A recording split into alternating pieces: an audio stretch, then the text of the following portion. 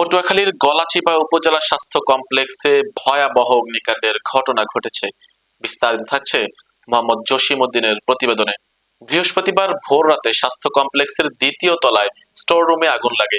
Store রুমে থাকা পর্যাপ্ত ঔষধ, প্রয়োজনীয় কাগজপত্র ও আসবাবপত্র সহ কম্পিউটার ক্ষতিগ্রস্ত হয়েছে বলে জানিয়েছেন উপজেলা স্বাস্থ্য কর্মকর্তা মেজবাহ উদ্দিন। আগুন লাগার সংবাদ পেয়ে উপজেলার ফায়ার সার্ভিসের 2টি ইউনিট এবং 10 মিনার একটি ইউনিট ঘটনাস্থানে পৌঁছে এরপরে 2 ঘন্টার প্রচেষ্টায় আগুন নিয়ন্ত্রণে আনতে সক্ষম হয়। মোহাম্মদ কামাল হোসেন জানান, আগুন লাগার সংবাদ পাওয়ার সাথে সাথে আমরা 2টি ইউনিয়ন এবং 2টি পাম্প সহ উপজেলার সদর হাসপাতালে উপস্থিত হয়ে আগুন নেভাতে সক্ষম হয়েছি। পরে 10 মিনার থেকে একটি ইউনিটও উপস্থিত ছিল। আগুন লাগার সূত্রপাত তদন্ত সাপেক্ষে বলা যাবে। গলাচিপা স্বাস্থ্য কমপ্লেক্সে কর্মকর্তা ডাক্তার মোহাম্মদ মেজবাহ উদ্দিন বলেন, ভোর 5টার সময় আগুন লাগার খবর পেয়ে ঘটনাস্থলে আসি। স্টোর রুমে গলাচিপা রাঙ্গামালী উপজেলার ঔষধ, সার্জিক্যাল যন্ত্রপাতি, জরুরি রেজিস্টার সহ অন্যান্য মালামাল রয়েছে। এখন পর্যন্ত ক্ষয়ক্ষতির পরিমাণ নিরূপণ করা যায়নি।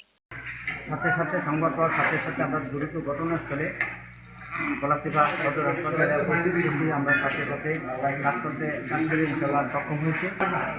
এটা তদন্ত সাপেক্ষে আগুন লাগার যে সূত্রটা সেটা সাপেক্ষে আমরা এখনো বলতে পারছি না, তদন্ত সাপেক্ষে